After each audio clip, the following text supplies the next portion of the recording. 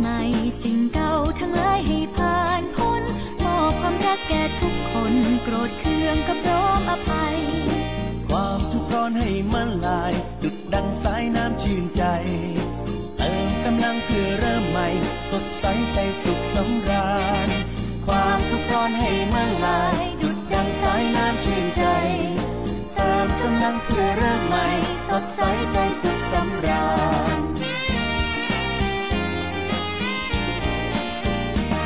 สงกรานต์สงกรานต์ชื่นบานรับพรปีใหม่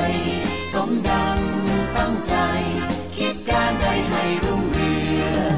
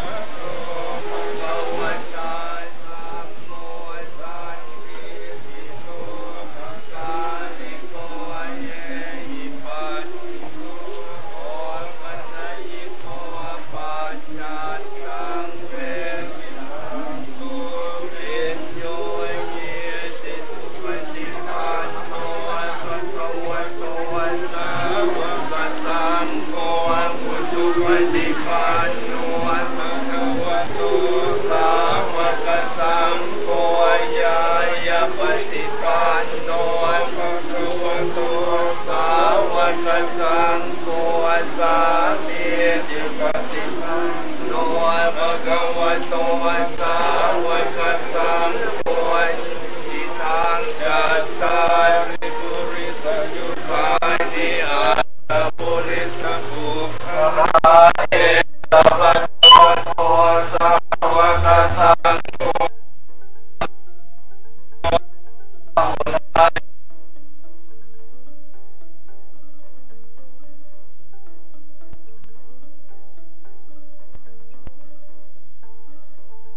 โลกัสสะ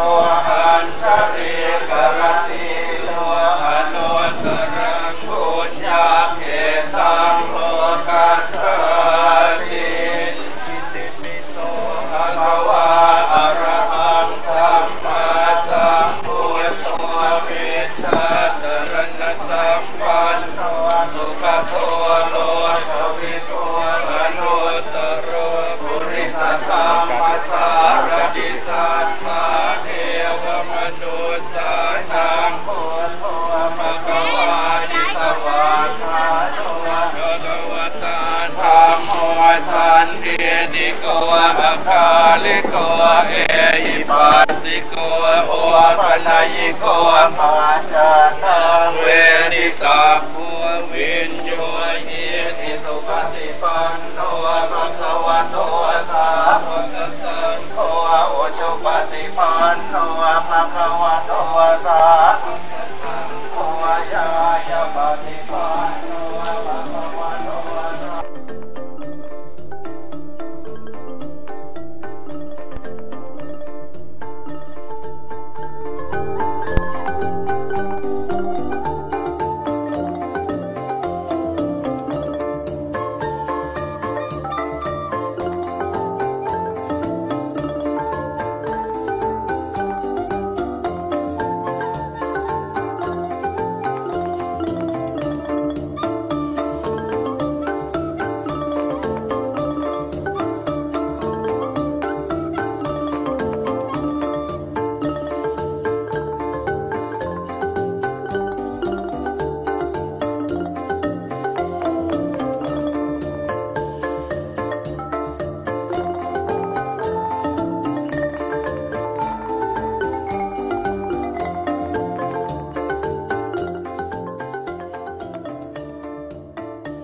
ส่งให้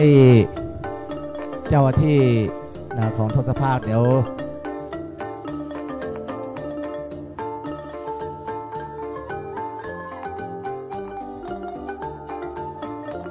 ส่งต่อกันไปดูด้านกับหน้าด้วยรับ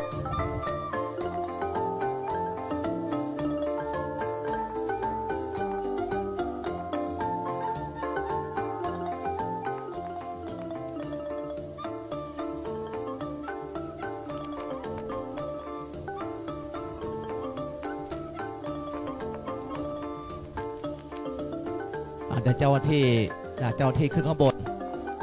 กัด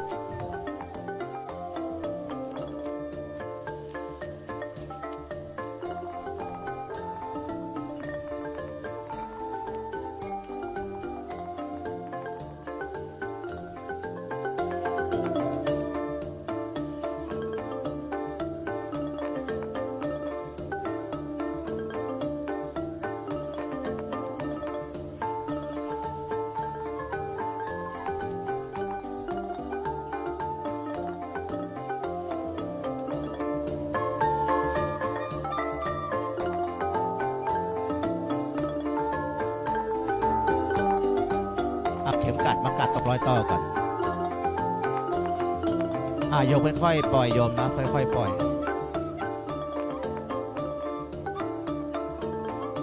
เข็มกัดจุดที่ใครบ้างเอาเข็มกัดส่งต่อมาทั้งท่านเจ้าคุณด้วย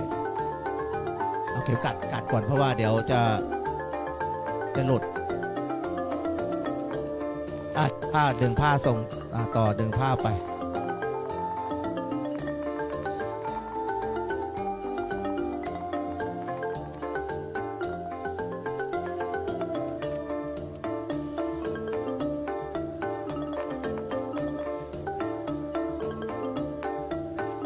ดึงต่อไป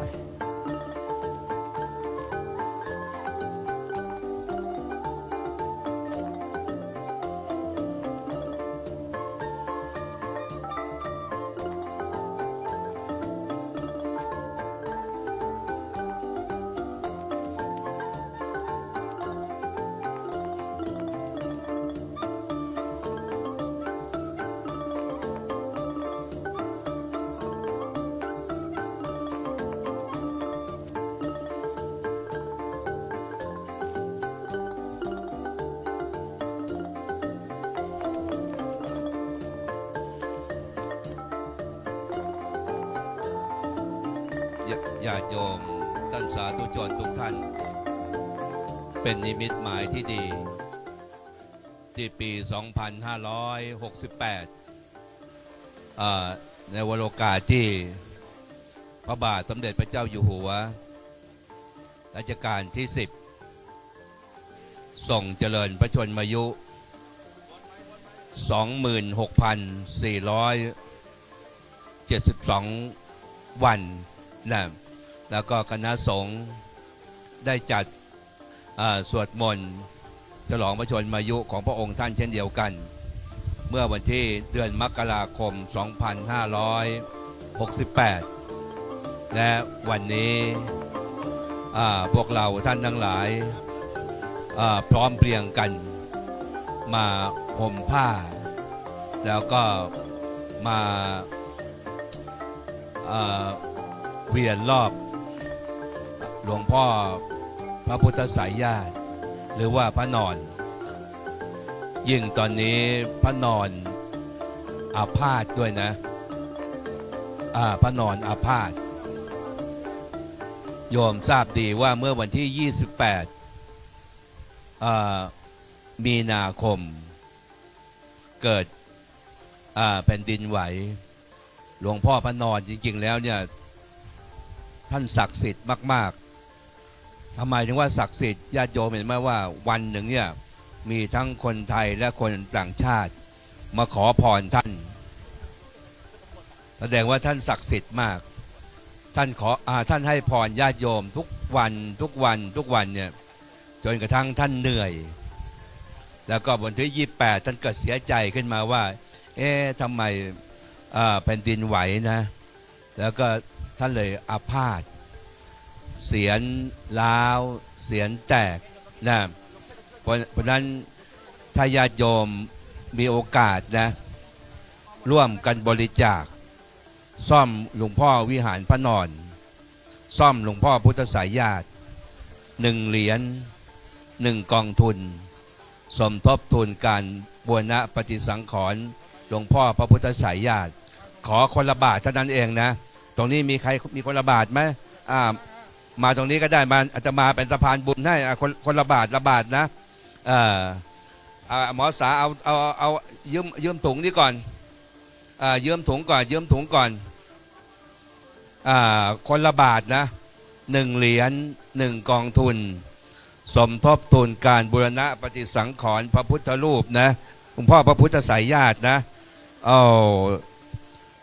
นะคนละบาทนะเอาขอคนละบาทเดียวเท่านั้นนะโยมอธิษฐานให้ดีจะบอกว่าโอ้ยเจ้าคุณเทพมาพูดหลอกเอาตังค์หรือเปล่าไม่ใช่นะอาตมาเป็นสะพานบุญให้เท่านั้นนะบุญนั้นใครทำใครได้นะข้าวใครทานใครอิ่มน้ำใครอาบแล้วชื่นใจนะเชิญนะเชิญทุกท่านนะเอานี่ดีกว่ามั่งใส่ถุงดีกว่าถุงเงินถุงทองนี่เนี่ยเห็นไหมคนละบาทเดียวนะเดี๋ยวจะมาเป็นประธานส่งน้ำด้วยนะปิดงานด้วยนะส่งน้ำ5 โมงตรงนะ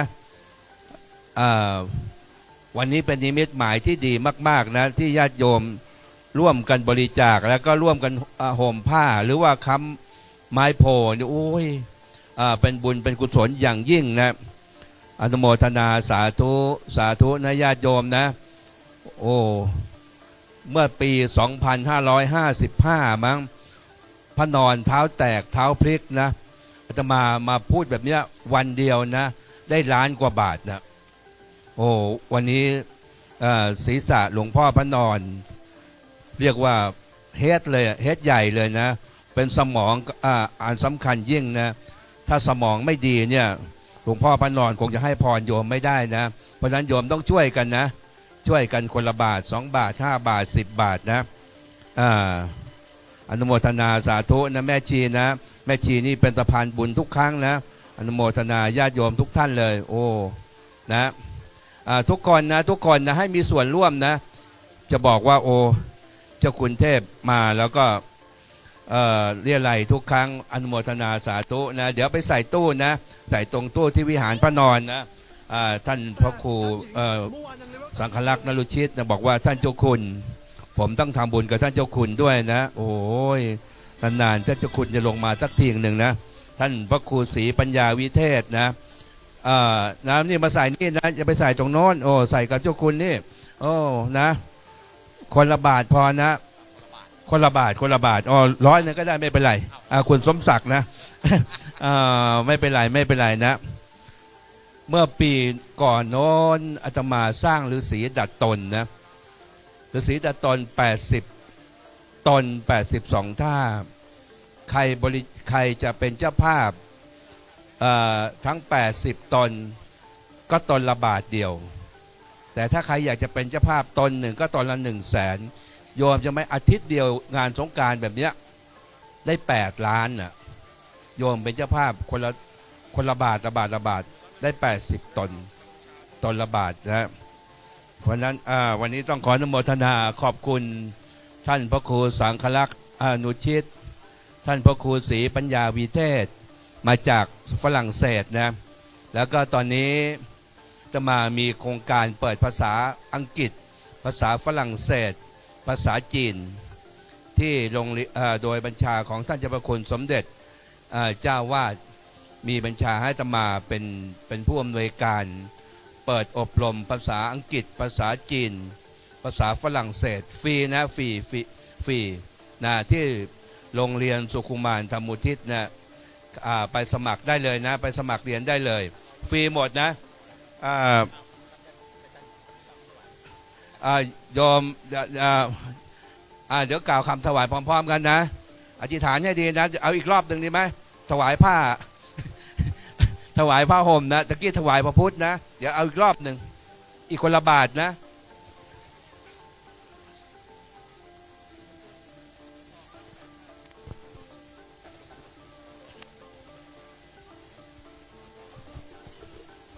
โยมตั้งใจอธิษฐานให้ดีนะตั้งใจก่อนจะก่อนที่จะเราจะถวายผ้าเนี่ยเราต้องตั้งใจอธิษฐานให้ดีว่าเงิน1 บาทหรือผ้าที่เราเขียนกันเนี่ยคนละบาท2 บาทเนี่ยมีความหมายมากๆนะโยมตั้งนะโมพร้อมกันนะนะโมตัสสะภะคะวะโตอะระหะโตสัมมาสัมพุทธัสสะนะโมตัสสะภะคะวะสัมมาสัมพุทธัสสะนะโมตัสสะภะคะวะโตอะระหะโตสัมมาตัสสะโยมว่าตามนะยักเขพันเตสังโฆปฏิชานาตุไมหังพันเตอิมังวัฏถังสัปริวารังพุทธัสสะปูชนัฏฐายะสังคัสสะนิยาเทมะสาธุโนพันเต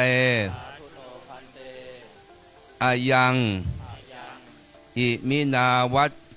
เถนะพุทธัสสะปูชาอัมหากันเจวะมาตาปิตุอาทีนันจาปิยชนานังทีฆลตังหิตายะสุขายะสังวัตตุข้าแต่พระสงฆ์ผู้เจริญขอพระสงฆ์จงรับทราบข้าพระเจ้าทั้งหลายขอถวายผ้าห่มต้น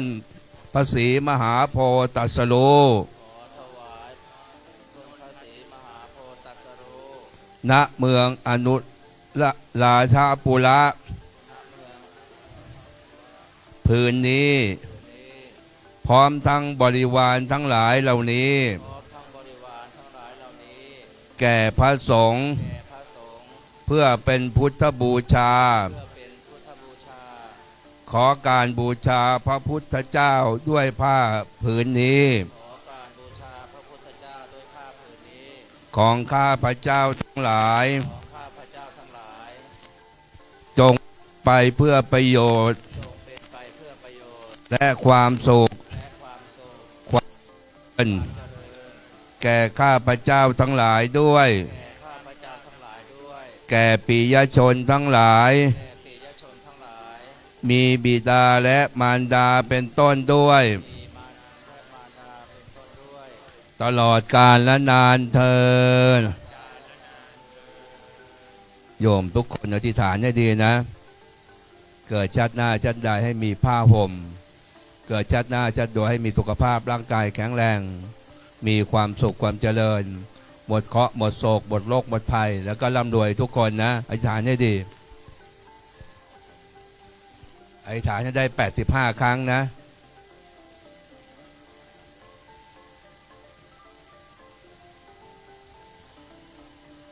โยมอธิษฐานให้ดีนะรับพรเลยนะรับพรนี่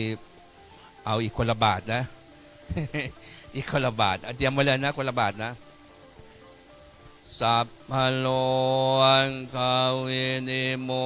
โตสัพปวายจิโตสัพพเวรมติกโตเนปุโตจตุวังภวสัพติโยมิวาชันตุสัพพะโลกโคมสตุมายเตภวัตวันตาลายสุขีติขายุโกภวะอภิวันเลสเนจังวุฒาปจายจัตตาโลทานเดอายุวันโนสุขังภาลังรัตนาตยานนรัตนาตยเตจะตายตัวคันโลเวลาโสกายตายตุจุปาทวายอเนกามลายานปิวินาสานตัวสโตยจยเสติตนังทิปากยังสุขังบาลังยุจวันโนยจะโพขังวุฒิจยตวายสายจะอายุจะเจียวเสติภวันตุเตมสัพพมังคลังลาคันไปเทวตาสัพพพุทธานุภาเวมโสติภวันตุเตภวตุสัพพมังลาคันตุสัพพเทวสัพพสัมมานุภาเวนัสถานตุเตภวตุสัพพมังคลังขันตุสัพพเทวตาสัพพสังฆานุภาเวมโสติภวันตุเตโยมขอญาตินิดนะขอPRนิดหนึ่งนิมนต์พระคุณเจ้าขึ้นข้างบนได้ถ่ายรูปทุกคนถ่ายรูปขึ้นข้างบนนิมนต์พระคุณเจ้ามาญาติโยมทุกคนเดี๋ยวเราได้PRไปประชาสัมพันธ์ทั่วโลกนะว่าวัดโพเรามีกิจกรรมแบบนี้นะไม่ใช่เรื่องเสียหายเลยนะมาเชิญนะขึ้นกับท่านผู้อำนวยการรองผู้อำนวยการวัดพระเชตุพนมาข้างบนผู้ชายมาย้อนไหมยอมไม่เป็นไรนะฝั่งโน้นเขาบอกฝั่งนี้ย้อนแสงใช่ไหมตากล้องย้อนไหมเขาบอกย้อนนะทุกคนนักนางรำด้วยไปสิโน้นมา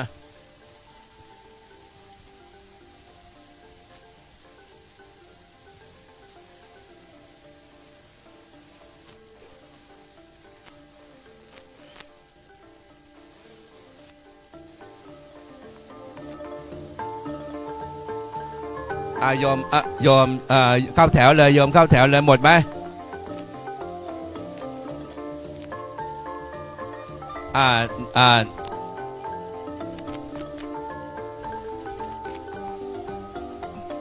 หมดป่ะโยม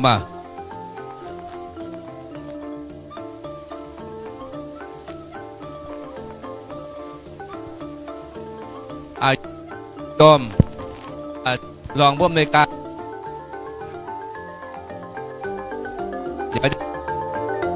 ไปทั่วประเทศนะทั่วโลกว่ามีกิจกรรมแบบนี้ทุกนางรำ นางรำ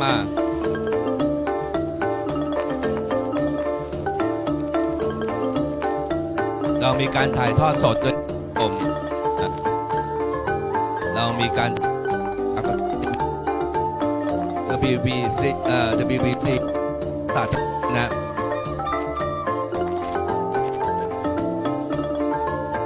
หมดไหมจากกล้องอย่าเพิ่งจับนะให้เรียบร้อยก่อน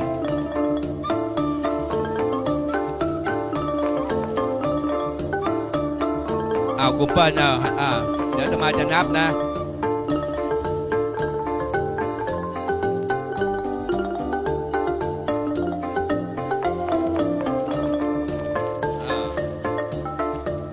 มาโยงเข้ามาจ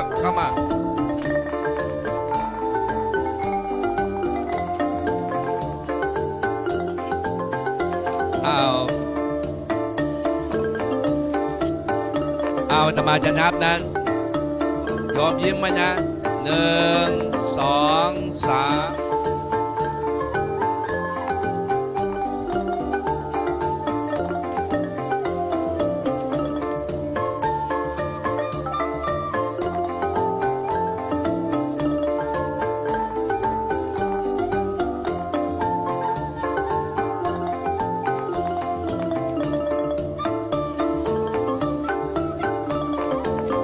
ไปเรียบร้อยเดี๋ยวจะไปส่งน้ำนะจะส่งน้ำวันนี้วันสุดท้ายนะวันนี้วันสุดท้าย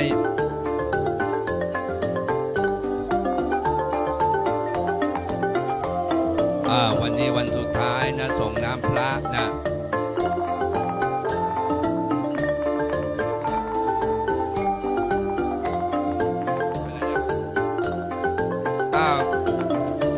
เดี๋ยววันนี้จะมา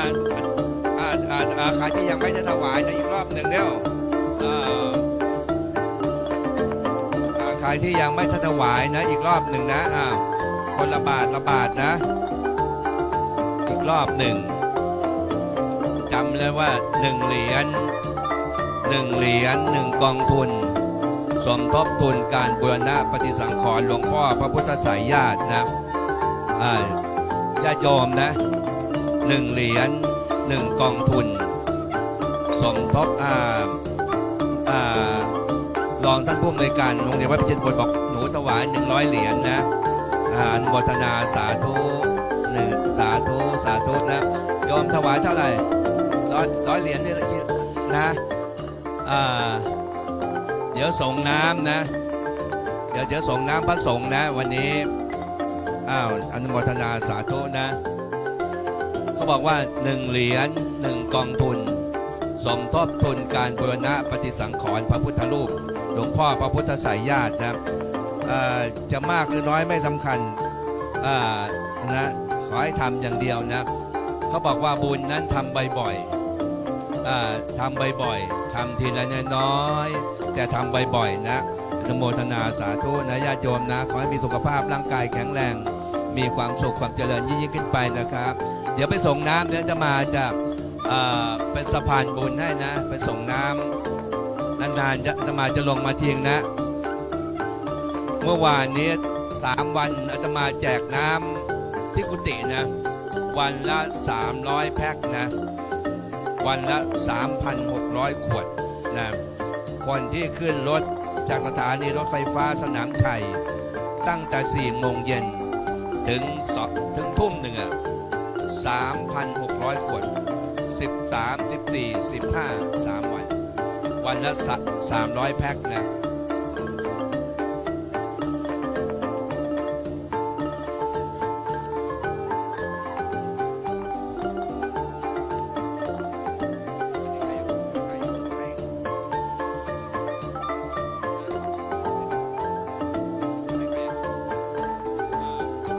โคราชไม่เนี่ย